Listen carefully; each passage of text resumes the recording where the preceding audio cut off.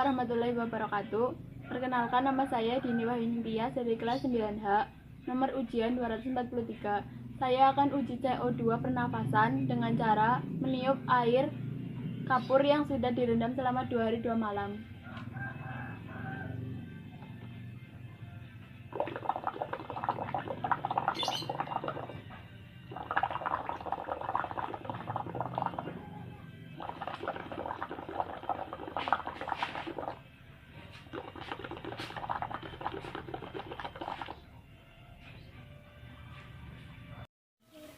Kemudian yang kedua, kita membuat elektroskop.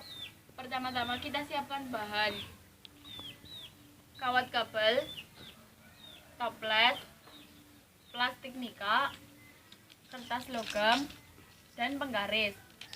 Lalu kita lilitkan.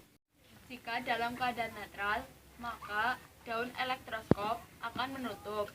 Dan jika dalam keadaan positif dan negatif, maka daun elektroskop akan membuka. Mari kita coba dengan cara menggosokkan plastik nika ke penggaris seperti ini.